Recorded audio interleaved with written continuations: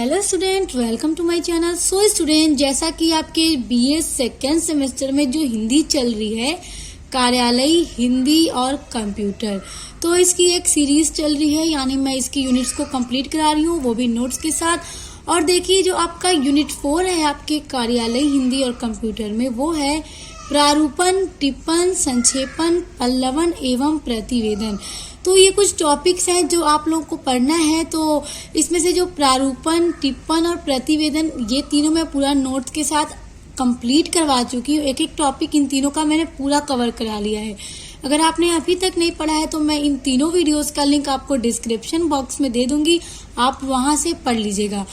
तो और आज की वीडियो में हम पढ़ने वाले हैं संक्षेपण। तो संक्षेपण क्या होता है, चलिए इसको स्टार्ट करते हैं, क्योंकि हर एक टॉपिक आपके यूनिट्स का बहुत ज़्यादा इंपॉर्टेंट है। किसी भी टॉपिक से आपके एग्जाम में क्वेश्चंस आपसे पूछे जा सकते हैं, इसलिए हर एक टॉपिक को बहुत अच्छे से पढ़ना है और समझना है। तो चलिए स्टार्ट करते हैं। तो ये वीडियो देखने के बाद आप डिस्क्रिप्शन बॉक्स की लिंक को भी ज़रूर देख लीजिएगा। तो देखिए, संक्षेपण होता क्या है। संक्षेपण अथवा सार लेखन का आशय है किसी अनुच्छेद, परिच्छेद, विस्तृत टिप्पणी अथवा प्रतिवेदन को संक्षिप्त कर देना। देखिए, संक्षेपण का मतलब होता है किसी अनुच्छेद को, किसी परिच्छेद को, या कोई बड़ी सी टिप्पणी है या कोई प्रतिवेदन यानी रिपोर्ट है, अगर वो सब बहुत बड़े हैं तो उन सबको ना छोटा करके लिख देना। यानी जो बहुत बड़े में लिखकर बताया गया, आप उन्हीं सब बातों को संक्षेपण करके छोटा कर सकते हैं। लेकिन हाँ, ऐसा नहीं है कि उसको छोटा करके उसमें मेन पॉइंट वाली जो बात है उसको काट देंगे। जो एग्जैक्ट मेन पॉइंट वाली बात है उन सबको संक्षेपण में लिखना होगा। बस फर्क इतना होगा कि जो बहुत बड़े में बताया जा रहा था उसका संक्षेपण करके उसको वही सारी बात छोटे में बताया जाएगा, शॉर्ट में बताया जाएगा। वही होता है संक्षेपण। क्योंकि आप लोग कार्यालय हिंदी पढ़ रहे हैं और कार्यालय में यूज होने वाले जितनी भी हिंदी है और जो भी लेखन है और जो भी ये प्रारूपण, टिप्पण, संक्षेपण, पल्लवन, प्रतिवेदन है, ये सब कार्यालयों में यूज किया जाता है। तो जब आप इसका एक एक टॉपिक पढ़ेंगे तो आपको ये सारी चीजें बहुत अच्छे से क्लियर हो जाएंगी। किसी बड़े पाठ, निबंध, लेख आदि में मुख्य विचारों, तर्कों आदि को लघुत्तर आकार में प्रस्तुत करना संक्षेपण कहलाता है। यानी किसी बड़े पाठ, यानी कोई बहुत बड़ा पाठ है, लेसन है, कोई निबंध है, कोई लेख है, कुछ भी है, कोई रिपोर्ट है, कोई टिप्पणी है, कोई बात है, कोई अनुच्छेद है, कुछ भी है, मुख्य विचारों, तर्कों आदि को लघुत्तर आकार में, यानी उसमें बहुत ज्यादा बातों में एक बात बताई गई है, उसको शॉर्ट कर देना, लघुत्तर आकार में यानी छोटा कर देना और उनको प्रस्तुत करना, पेश करना संक्षेपण कहलाता है। सार लेखन में मूल विषय वस्तु या कथ्य संबंधित मुख्य विचारों या तथ्यों को ही प्राथमिकता एवं महत्ता दी जाती है। देखिए, सार लेखन में यानी जो संक्षेपण है उसमें मूल वस्तु का मतलब, मान लीजिए कोई एक टॉपिक है जिस पर एक नोट लिखा गया है, अब उसको आपको क्या करना है, संक्षेपण करना है। यानी जो आप नोट पढ़ रहे हैं वो पूरा 2 पेज का है, अब उसको आपको शॉर्ट करके क्या करना है, पूरा आधा पेज का बना देना है। यानी कि 2 पेज का है, उसको क्या करना है, बस आधे पेज का बना देना है। तो उसमें आप किन किन बातों पर ध्यान देंगे, जो उस 2 पेज में जो मेन बातें लिखी गई हैं उन सब पे आपको ज्यादा ध्यान देना है, जो कि आधे पेज में पूरा कंप्लीट हो जाए और आपका जो 2 पेज में आपको पढ़ के समझ आ रहा है वही पूरी बात आपको सिर्फ आधे पेज में पढ़ के अच्छे से समझ में आ जाए। वही क्या होता है, संक्षेपण होता है। इसमें अनावश्यक बातें, संदर्भ, तर्क, वितर्क आदि को हटा दिया जाता है। यानी मैंने अभी आपको बताया कि जो 2 पेज में बात लिखी गई हो, कोई नोटिस लिखी गई हो, तो उसको शॉर्ट करके, उसका संक्षेपण करके उसको आधे पेज में कर दिया जाता है। तो उसमें किन बातों का ध्यान रखा जाता है, जो मेन सही बात है, जो विचार है, जो तथ्य हैं, उन पे ज्यादा ध्यान दिया जाता है और उनको लिखा जाता है। और जो अनावश्यक बातें हैं, यानी उसमें कुछ ऐसी बातें जो उतनी जरूरी नहीं है, या जो तर्क वितर्क वाली ऐसी कोई बात हो, उसको हटा दिया जाता है। और मूल विचार, तथ्य और भावों को ही रखा जाता है। और जो मूल विचार है उस बात का, जो तथ्य है और जो भाव है, बस उन्हीं को लिखा जाता है। यानी संक्षेपण में बस उन्हीं बातों को लिखा जाता है जो बहुत ज्यादा जरूरी हो, जो मूल विचार हो, जो तथ्य हो, और जो जरूरी बातें नहीं है, जो तर्क वितर्क है, उनको हटा दिया जाता है। संक्षेपण अर्थात सार लेखन भी एक कला है। संक्षेपण जो है उसको सार लेखन भी कहा जाता है।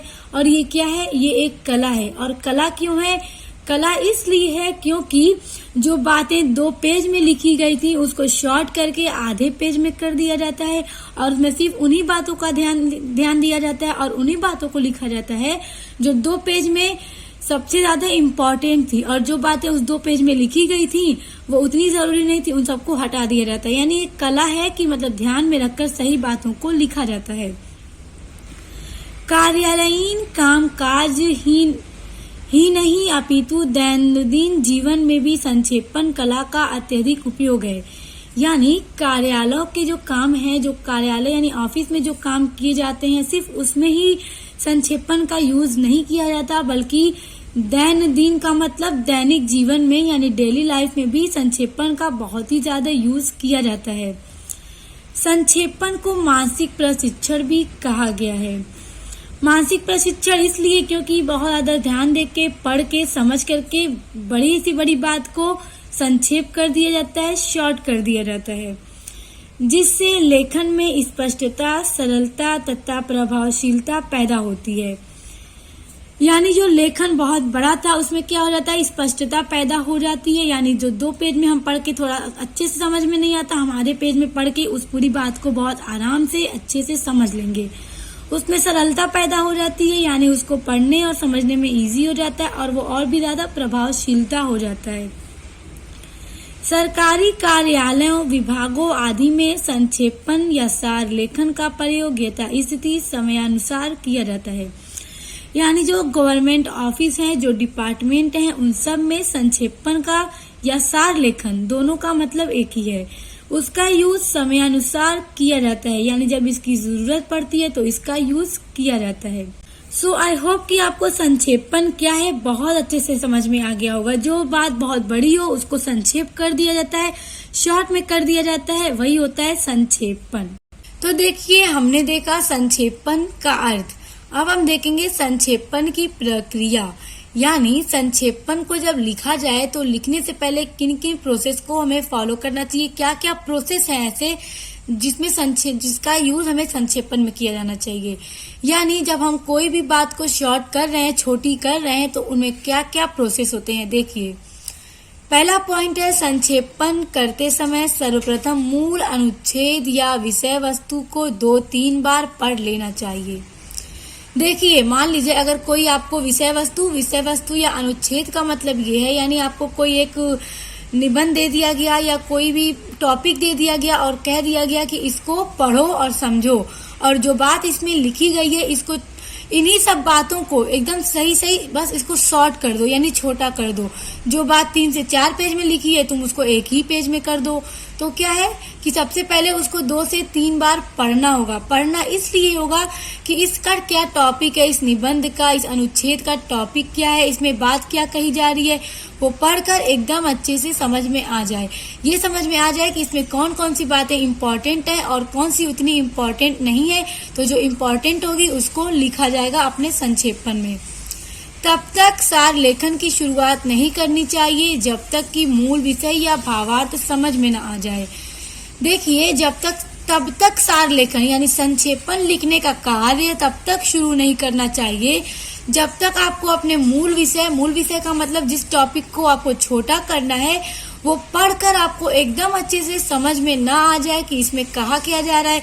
जब तक समझ नहीं आएगा आप उसको छोटा नहीं कर पाएंगे। जब समझ में आ जाएगा आप उसको फौरन छोटा कर लेंगे और जो बात उसमें उतनी जरूरी नहीं होगी उसको आप छांट कर किनारे कर देंगे, और जो बात जरूरी होगी, इम्पोर्टेंट होगी, आप उसको संक्षेप करके लिख देंगे। दूसरा पॉइंट है मूल विषय पढ़ने के बाद महत्वपूर्ण तथ्यों तथा विचारों को रेखांकित कर लेना चाहिए। यानी जो आपका मूल विषय है, जो एस्से है, जो टॉपिक है, जिसको आपको क्या करना है, संक्षिप्त करना है, छोटा करना है, तो पहले तो आप उसको 2-3 बार पढ़ेंगे तब तक समझ न आ जाए। जब समझ में आ जाएगा तो महत्वपूर्ण तथ्य या विचारों, यानी उसमें जो सबसे महत्वपूर्ण तथ्य हैं, जो सबसे महत्वपूर्ण विचार हैं, उनको रेखांकित करना है, यानी अंडरलाइन कर लेना है। रेखांकन करते समय मूल विषय से संबंधित कोई भी महत्वपूर्ण अंश छूटना नहीं चाहिए। और जब आप उसको अंडरलाइन कर रहे हैं, जो जो पॉइंट आपका बहुत इम्पोर्टेंट है आपके मूल विषय में, तो आपको एकदम ध्यान में रखकर अंडरलाइन करना है कि उसमें जो भी महत्वपूर्ण बात है, जो भी इम्पोर्टेंट बात है, विचार है, वो छूटना नहीं चाहिए। तीसरा पॉइंट है, इसके बाद मूल में व्यक्त किए गए विचारों, भावों तथा तथ्यों को क्रमबद्ध कर लेना चाहिए। देखिए, यानी जो आपका मूल विषय था, जो 4 पेज का था, आपको क्या करना है, उसको शॉर्ट करके 1 पेज का करना है। और आपको सिर्फ ये नहीं कि जो 1 पेज है उसी को उतारना है, आपको उस 4 पेज में लिखी गई जो बातें हैं उनको पहले पढ़ना है, समझना है, जो उसमें इम्पोर्टेंट बातें हैं उसको अंडरलाइन करना है। जब अंडरलाइन आप कर लेंगे तो उसके बाद क्या करना है, मूल में व्यक्त किए गए विचार, जो विचार हैं उसमें जो भाव हैं, जो तथ्य हैं, यानी जो जो इम्पोर्टेंट पॉइंट है उसमें आपको क्रमबद्ध कर लेना है। क्रमबद्ध का मतलब सीरियल वाइज से कर लेना है कि सबसे पहले कौन सी बात को लिखना है, उसके बाद कौन सी लिखना है, उसके बाद कौन सी लिखना है। कोई भी इधर उधर नहीं लिखना है, जिस तरह से उसमें लिखी गई है आपको अंडरलाइन करने के बाद उसको क्रमबद्ध कर लेना है, एक सीक्वेंस में कर लेना है। उसके बाद अपना संक्षेपण लिखना है। उसके बाद देखिए, चौथा पॉइंट है, मूल विषय का 1/3 में संक्षेपण करना चाहिए। मूल विषय का 1/3 में, 1/3 का मतलब कि आपको उसको 1/3 कर देना है। यानी अगर वो 4 पेज का है तो आपको उसको बस 1 ही पेज में पूरा कंप्लीट कर देना है। आपका संक्षेपण उतना छोटा होना चाहिए। 5वां पॉइंट है, संक्षेपण को अंतिम रूप देने से पूर्व पहले उसका कच्चा रूप तैयार कर लिया जाना चाहिए और अच्छी तरह से देख लेना चाहिए कि कोई महत्वपूर्ण बात छूटी न हो। यानी सबसे पहले आप उसको पढ़ेंगे, समझेंगे, उसके बाद उसको अंडरलाइन करेंगे। अंडरलाइन करने के बाद क्या करेंगे, क्रमबद्ध करेंगे। क्रमबद्ध का मतलब जो जो इम्पोर्टेंट पॉइंट है उसको एक सीक्वेंस में करना है। उसके बाद उसको आप लिखेंगे। एक कच्चा रूप तैयार करने का मतलब एक रफ वर्क करेंगे। पहले उसको एक रफ पेज पे आप उसको लिख लीजिए। लिखने के बाद आप उसको अच्छी तरह से पढ़ लीजिए कि कहीं इसमें कोई ऐसी बात तो नहीं जो छूट गई हो। अगर छूट गई हो, ताकि जब आप उसको फेयर करें तो वो एकदम सही रहे। इसलिए पहले रफ करना है ताकि अगर कोई बात छूट भी गई तो उसका संशोधन करने में आसानी रहे। अगर आप डायरेक्ट उसका सही रूप तैयार कर लेंगे तो अगर उसमें कोई बात छूट जाएगी तो आप उसको सही करने में आपको दोबारा मेहनत करनी पड़ेगी। इसलिए पहले कच्चा रूप तैयार करके 2-3 बार अच्छे से पढ़ लें, देख लें। उसके बाद फिर उसका पक्का रूप तैयार करना चाहिए। फिर उसके बाद देखिए 6 पॉइंट है, संक्षेपण तैयार करने के बाद उसके लिए शीर्षक का चयन करना चाहिए। अब देखिए, आपने पूरा प्रोसेस पढ़ा संक्षेपण का कि कैसे कैसे आपको करना है। उस सबको करने के बाद संक्षेपण लिखने के बाद आपने संक्षेपण तैयार कर लिया। उसके बाद एक शीर्षक का चयन करना है, यानी एक टाइटल का चयन करना है। क्योंकि जिस चीज को आपने पढ़ के, जिस निबंध को, जिस अनुच्छेद को, जिस विषय वस्तु को पढ़ के आपने उसको संक्षेप किया है, छोटा किया है, तो उसका कोई ना कोई टाइटल जरूर होगा कि आप किस टॉपिक पे लिख रहे थे। तो उसके शीर्षक का आपको चयन करना है, यानी चूज करना है, फिर उसके शीर्षक को वहां पे लिख देना है। तो स्टूडेंट देखिए, संक्षेपण लिखने की यही प्रक्रिया है जो कि बहुत इंपॉर्टेंट है। एग्जाम में पूछ दिया जाता है कि संक्षेपण लिखने की क्या क्या प्रक्रिया है, या संक्षेपण लिखने से पहले किन नियमों का पालन करना चाहिए। इस तरह के आपके क्वेश्चंस बन के एग्जाम में अगर आ गए तो आपको यही आंसर लिखना होगा। तो एंड आई होप कि आपको बहुत अच्छे से समझ में आ गया होगा। सो स्टूडेंट्स देखिए, संक्षेपण का अर्थ और संक्षेपण की प्रक्रिया हमने पढ़ ली और उम्मीद करती हूँ आपको बहुत अच्छे से समझ में भी आ गया होगा। अब हम देखेंगे संक्षेपण की विशेषताएं। ये भी टॉपिक आपका बहुत इम्पोर्टेंट है, एग्जाम में ये भी पूछ दिया जाता है। तो देखिए, संक्षेपण की विशेषताएं निम्नलिखित हैं। अब चलिए देखते हैं कि क्या क्या विशेषताएं हैं इसकी। देखिए, संक्षेपण की विशेषताओं में पहला पॉइंट है पूर्णता, यानी पूरा होना। संक्षेपण में आवश्यक विचार छूटना नहीं चाहिए। इसमें मूल विषय की बातों में कोई परिवर्तन नहीं होना चाहिए। देखिए स्टूडेंट, संक्षेपण में आवश्यक विचार यानी जो बहुत ही जरूरी विचार हैं, बातें हैं, वो छूटना नहीं चाहिए।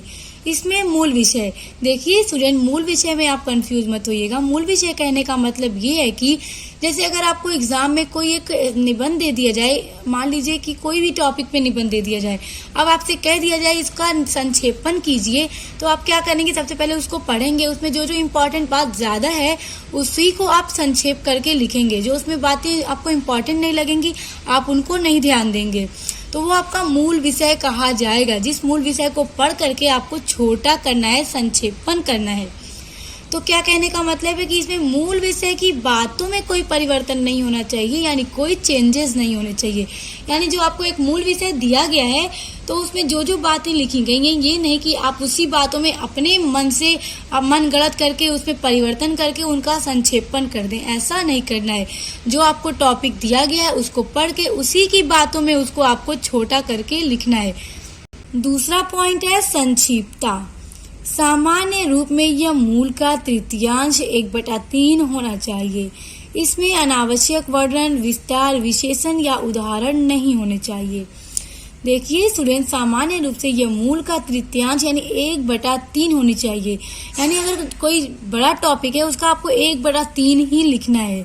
इसमें अनावश्यक कोई वर्णन नहीं होना चाहिए, यानी कोई ऐसी बात आपको नहीं लिखनी है जो जिसकी कोई ज़रूरत ही ना हो, क्योंकि आपको छोटे में लिखना है, 1/3 में ही लिखना है, तो आप उसमें उन्हीं बातों को लिखेंगे जो इम्पोर्टेंट है। अगर आप उसमें अनावश्यक यानी जो बातें इम्पोर्टेंट ही नहीं है आप उन्हीं को लिखने लगेंगे तो आपका जो संक्षेपण है वो छोटा हो ही नहीं पाएगा, बड़ा ही रह जाएगा।